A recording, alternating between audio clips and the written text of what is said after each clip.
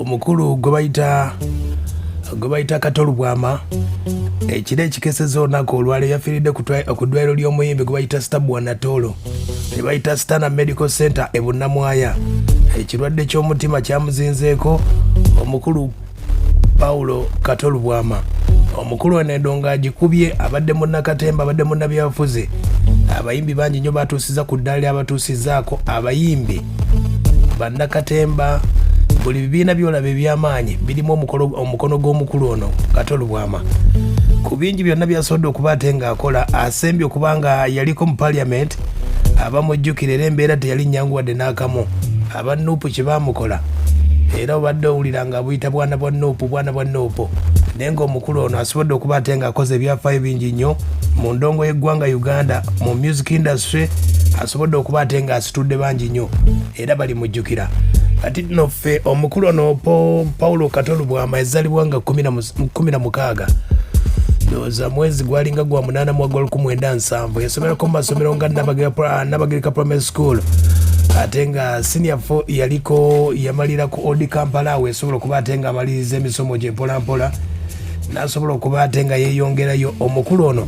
yafuna diploma mu MDD era yatandika ebibiina ebyenjawulo byewulirako Diamonds Sembo, Diamonds Production,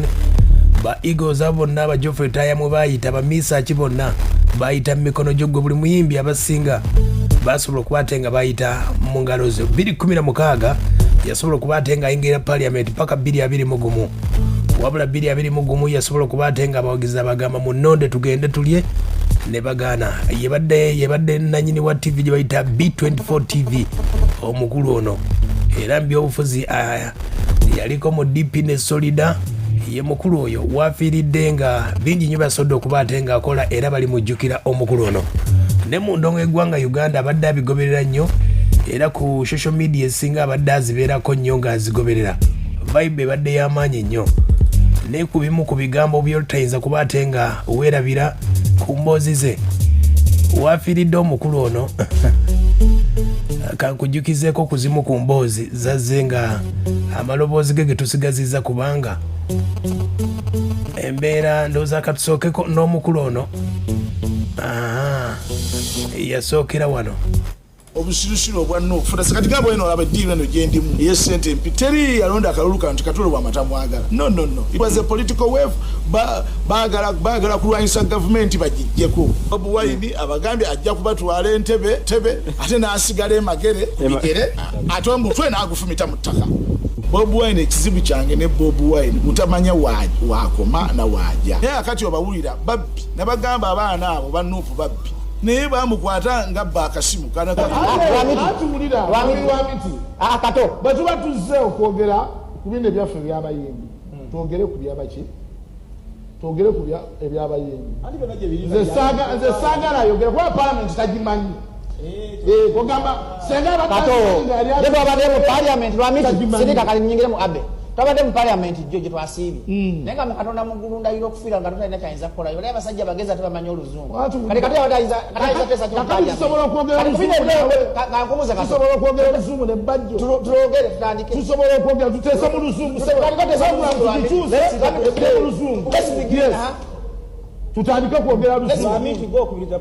Let's begin. Kugamba tasangala tugenda mu program atenga ya bulamu nga nanunga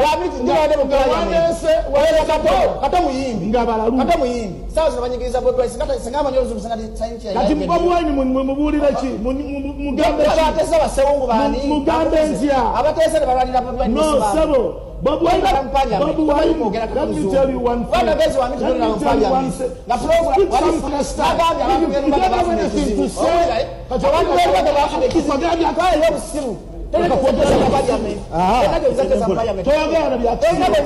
program yalina omukulu gwe bayita Bajjo Nabitex balwanira ku TV. Omukulu balamu omukulu gwe bayita Kato Lubwama ne Bajjo, era Bajjo yavaayo n'ayogera ebigambo bino ku mukulu oyo obudde obwo. Nze ndi muvubuka muntu Kato nadde nsobola omukola ekintu nabadde nsobola okukwata ku lusekero munaafu namuyambye nataasiza bulamu bwe okiwulira teyeewona tikatenda ku luyiki Kato Lubwama yankubye bwe nasitusala kigiye kwese mu mugongo gwa miti kyasanga kyayogera talizoninga ku kintu kyagenda kukola ki kati jo erabidde nti ali mu kitibwa kya honorable ekyakubisiza Bajjo kumanyira na kuyisa mu maaso artist ndowooza kyenakoze abantu njagala bansaasire bansonyiwe olw'okukuba abantu ku si enkola yange naye ku mulundi guno yembeera eyo omukulu gwe bayita Mohamed Nsereko MP w'ekibuga Kampala bebamu kubali mu nteekateeka y'okubanga bateekerateekera omukulu ono Paulo Kato Lubwama bategeezezza ajja kuziikibwa wiiki ejja. Wulira omukulu. Mwebale nnyo mulaze solidarity atuukiddewo ababooda abantu kwegamba omuntu yeetaaga alaba abantu bwe bamwagala nga tannafa kati abantu babadde bakwagala era kiwayogera kijja kutuukirira kuba Kato yalaama n'agamba tetuwanguye omuziika mwe tonzirusa nja kwekyanga nja bafuukira ettabu tumugaa era tetulina bwe tukuddusa bwana Kato era yatugwamujjuludde. Kato ye muntu ow'enjawulo nti gwe bw'oyagala akole ebintu si bikulwadde wa sukaali nanga eno yo ngenda jirya keeki nanyimbira kwega ye muntu abaddewo naye nga yerekereza buli kimu abe. He is a true and loyal friend nga si mukwano gwo ng'era gasikulaba mu kino nkulaba gwe yakulira kodi Kampala nga tubaga gwe toto kwega mukulu waffe naye nga ate atwagala kwega abawangadde naffe akwagala genuinely musanyu abaawo mu kizibu abaawo bw'oba oyina idi bwali ewaka bw'abaawo afudde Kato waali bw'omufiirwa mu kyalo katajja gamba n'omugamu naye oba bino nagamba kinaiki tali muganda waffe tetulina kye tusobola mukolera okugyako okumwagala okwagala famire n'abaana be nga Kato bw'abadde abaagala ajagala era nkakasa abasinga mubadde temumanyi n'abaana be kuba badde so protective ku baana be nga n'omulaba obulabi mu kamera muka vai bino ebya kamera si bibyo so nga ate abantu bamanyi Kato is a jolly man naye nembabuuza wano kati mundage ku mwana wa Kato gwe mumanyi naye nga bwe bali very intelligent children so naye nga abaprotectinga nnyo ng'aga world gye tulimu eri so jealous kamba keeping away from these cameras nze kansoldalinga ebaden so yoyo Kato Lubwama Mungu gwajjuludde. So naffe tukimanye nti it's just a matter of a journey. Tulinga abali ku buffet oli kasita bamala omusavinga n'avaawo nga layini efunda nga buli omu asembera nakwasa twama emabega foreign yayita isima pa n'asembera kakati nga Kato tamanyi nti foreign yakolaki marching forward tugabaani ng'ate waliwo ne Kato omulwadde gw'abadde ayina ng'ali mu ICU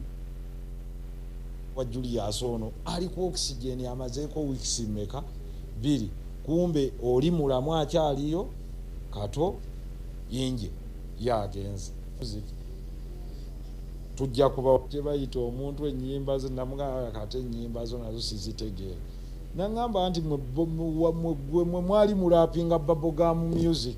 wanage naliko omuyimbi naga mwe mwali muyimba ebyo bibubblegum golinga city ya danger nemuga ingo omulaba nti he loves you nagana lwaki to recording yakayimba nemugamba Kato sibisobola eyo field abaana abagirimu bagisobola so artists be babadde bategeka nabo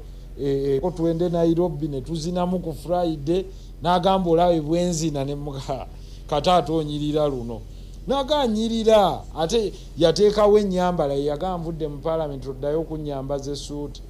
naafuna empale ze ziringa sweat pant nga jaya nemuga Kato munnaffe otuyitiriddeko oleese design yo wekka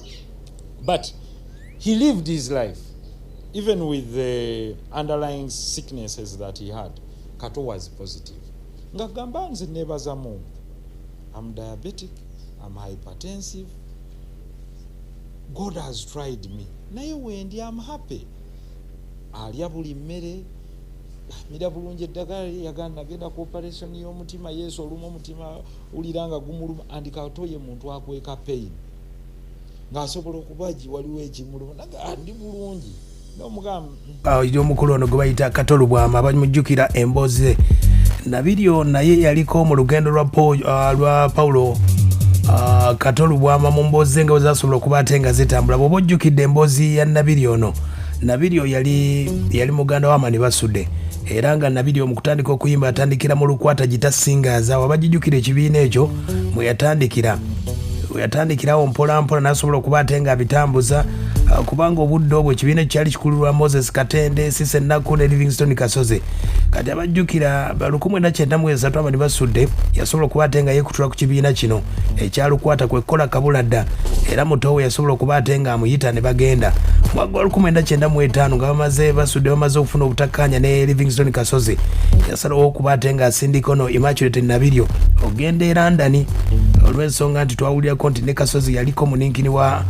Nabiryo oba ensonga ali bwetyo. Kati Nabiryo bw'aba akomyewo mu ggwanga Uganda yeegatta mu kibiina kya Diamonds Production ekikulirwa omukulu ono omugenzi kati Kato Lubwama biiso obudde obwo era yasobola okuba ate nga amala ebbanga ddene waliwo akayimba bakayita akabozi k'omu maka nfunda n'omwavu omukazi omujja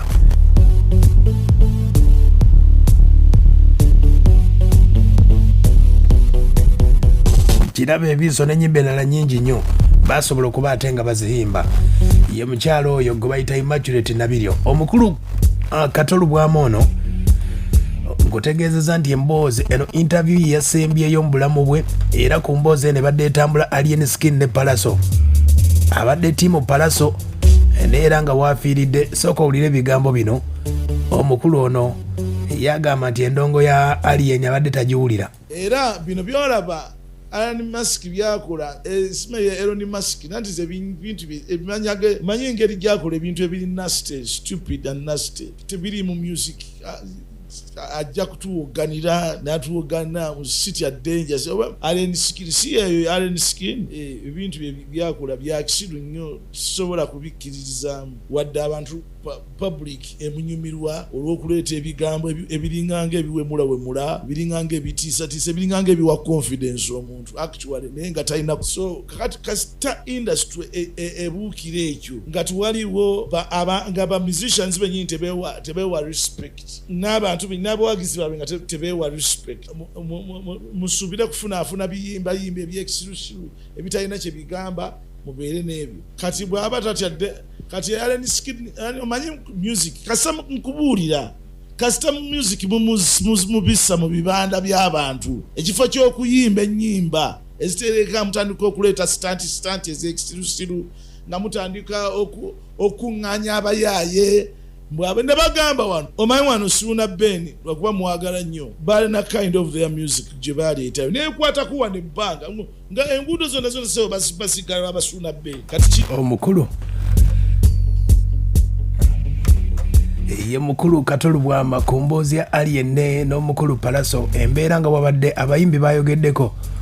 Kato Lubwama eno ye interview yasembyewo olunaku lwajjo music wabo omuwulire okujjako abantu bano abayaya abasula ku nguudo abasulasula ba inspiringa naye agenda ku inspiringa gweyinza okukera omwana we n'omugamba nti omwana waabeere nga Alien Skin Alien Skin nti mwana wange kula nnyo oyimbe nga Alien Skin bino byakukyamuukirizaamu embwa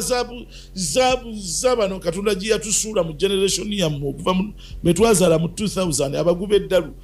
bajja kukiwuliriza era babeere nakyo ate bakitintiize tipizeemu katontono ate kiggwewo. Agambye ye abadde ayagala nnyo Palaso wadde abadde n'ensobi ze abantu ze ba appreciate nze manyi tukkirize nze Palaso sinza amwagala ennyo kubanga indiscipline ye gye yeekolaakola ebyo naye ate ku luno ate ngenda wa Palaso sisobola genda wa Alien Skin siyinza genda ku abali b'obukoola bagende nga bampunyirira abanywi benjaga bampunyirire no sobola gendayo abantu abalinamu ku nsa bajja genda wa Palaso. Yes, he's a good musician, si muyimbi mubi lwakuba amanyi okukuuma erinnya Palaso amanyi okukuuma erinnya kubanga erinnya litegeeza ntalo litegeeza controversy yazimanyi ate era sinaba kwekwe muri mu mutima gwange sinaba kulowooza nti Palaso ate si yataddewo Alien Skin yeshe Alien Skin ate okubanga yagipanze n'agiteekawo ejja kubeera mbona bajja ate akati kye banoonya abaana abo music eyo gwe bakuba atukontrolinge nga wano era bwe baakola ku Bob Wine Bebe Cool ne Chameleone mu myaka gy'ekyenda mu 2000 batufuukira ettabu ne bonoona ekintu kyaffe ne bakijjamu indiscipline bakijjamu discipline bakiteekamu indiscipline abantu bonna abayingira nga bakola ebyo byakulwanalwana byakukola ki amanya gafuuke mazibu kakati awo bwe tunamala okwerwanyalwanya awo kati nga ne gundi naye atandika n'okwepiica aya basi omukulu ono yabadde alinga ayogera ebigambo bye bisembayo bayimbi bangi nnyo byayogeddeko mu interview gye yakoze yayogedde ku nnyimba za Gravity ezayimba ennaku zino agamba nti alina omuyimbi oba gwakoppa awulira sirina kye nkaagalamu sibimanyi sikiri na Luganda slogan abantu bwe bayiyayiya manyi oyo alina omuyimbi gwe yasikira gwe twali tulina edda omuwemuzi wemuzi Peterson Mutebi naye bw'atyo bwe yalinga yaleetanga mwebale abaana b'emmamba muzina bwabugumidde sebase walolololo ono oli fulira ng'awo Peterson awemulira akati noono okwepiisha naye bw'atyo yasikidde Peterson buli omu abaako ne bwasikira Martin Angume yali asikidde Jimmy Katumba bantu abayinamu ballot voice abayina amaloboozi ago agabeesi amagumu kitegedde okumanya nti omukulu ono ayinza okuba yabadde awulira nti agenda agamba nti naanamusikira alaba taliiwo ne alien skin amutegeeza nadda mu nnyimba zooba ate naafudde ate twali ajja nakunsikira kubanga nze nnyimba byange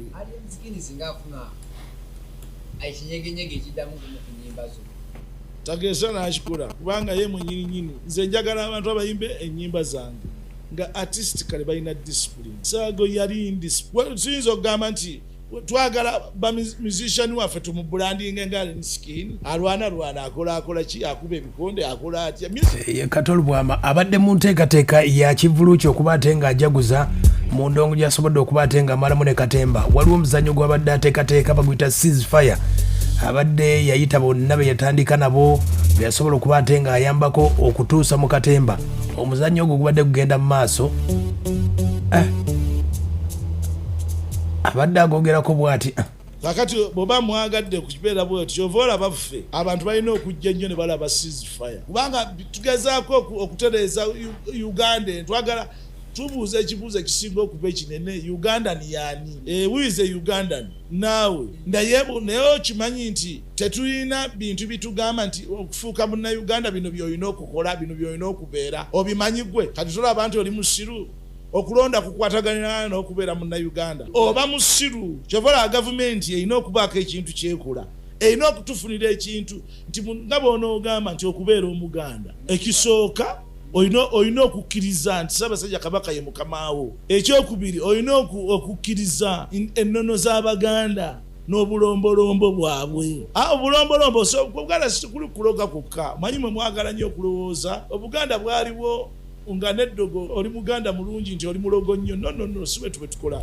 ye mukulu oyo nkutegeezezza nti buli muyimbi yenna yamwogeddeko Ronald Mayinja yamwogeddeko bino atandise okwogera sula otabola afitina kati kagenda okubuuza Ronald Mayinja yagenzeewa akukwatirako wa Ronald Mayinja mwana wa nnyoko mwana wa kitaawo ne mumanyiranga omwana wattu Mayinja ne mumumanyiranga buli kaseera Mayinja n'atuuka ku levo n'ogwagala ogenda mu toilet ajja kusooka kusaba abantu nti banne njagala gendako kwetowuusaako embwa z'Abannayuganda mumanyira muva ku Mayinja tajja kudda Mayinja asobola okubeera ebweru teriiyo muyimbi yenna yali abaddeko na linnya nga ly'amaanyi n'ogamba tajja kubeera ebweru Roy Kapayita nabakufuna linnya yali atandikiza butandisi okufuna erinnya ery'amaanyi naye bamayinja bayimbye ne bafuna biliyoni ne bayimba ne bafuna miliyoni 4 bafuna miliyoni 5 in fact Mayinja n'akola mistake esinga okubeera MP guno omuzimu gw'abantu ogwagala okugenda ebweru nga balabye firimu za Hollywood ne beegomba okufuuka baswazingiga ne beegomba okufuuka Abamerika ye mistake gyagenda okukola mu bulamu bwe kwesiba eyo era nanteriyo kantu konna ye mukulu oyo Kato Lubwama ku kivuluki ekyokuserena kibadde enteekateeka eri bweti ate nze mbeetaaga ki nze abanga abagenda okunda abamaze dda n'okusasula tikiti ennaku gye mulina gye mugenda okufuna akasajja ku mutima nga nfunye abantu ku serena aya mama embwa ya Allen Skin temugezaako tegezaako gwa Allen Skin okumanyira nti owereza panchi simanyi okuba panchi simanyi okola ki nja kusumula Allen Skin amanya gonna nga yuwe buuza bajjo abuuze bajjo kye namukola golooza beno bajjo alina yamanya olowooza lwaki bajjo aseka yeebudiza nja mukuba emigo kitabe gy'ataamukuba nze gwebuuza abamanyi yatale nisikini nebyakubye nze kati onkubako ekikonde kimu bwekiti kyokka polisi nekukwata nekusiba erusira emyaka 4 ate sirinaamu kiza malaga kubwaza nwana n'abasiru ngate nina sente nwane n'abasiru sente zange zezikola baba sifunye bakanya bakumujja mu mannyo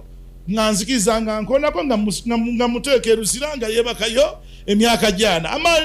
Allen Skin togezangako okwepanka Kato Lubwama ojja kufiira bwereere. Don't joke with me. Omanyi twafuna embwa yoyo omwana Allen Skin simanyi Allen Skin agenda nayimbayimba ebintu ebyekisiru toyinza kuyimbira abantu nnyimba zibongera baguba ddalu ate zongerawo ddalu gye balina agenda nayimba ebyogana twayiseeko dda nja kukuba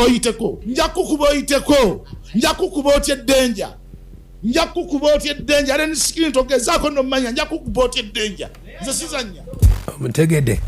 byebigambo ebyo ebimu ku byasembye ku mukulu ono Paulo Kato Lubwama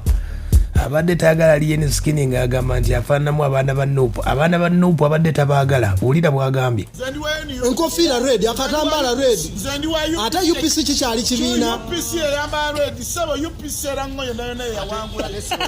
gw'oli mulango lwaki tewagenda neweesimba erango tebakyayinza tutisasana ongatte ku basiru ba Nuupu nze nsobola okulaba oli wa Nuupu naye yambadde green ya DP nze siri wa Nuupu siri wa Nuupu nva ayina kizibu ki ndi wa DP ndi wa Solida nviiraako ddala kati nange ndabaka ayero Redi mwatusanga nayo muleme kutumanyira nze mbadde ne Redi emyaka 5 nga nyambala bintu bya Redi lwekuba Nuupu yazze kati tubiveeko mubiveeko kala za Nuupu tujja kwambala totumanyira ate ono wa DP sebo wa DP ani wa DP igwe toli wa DP yo kala za Nuupu ezo kala za Nuupu baba no batwambalidde kati ona nyambalidde gwe n'oyambala ezizo za DP owange ate n'ekirala kakati ono ye mubaka yekka eyaleka ambulance nga agudde mu bantu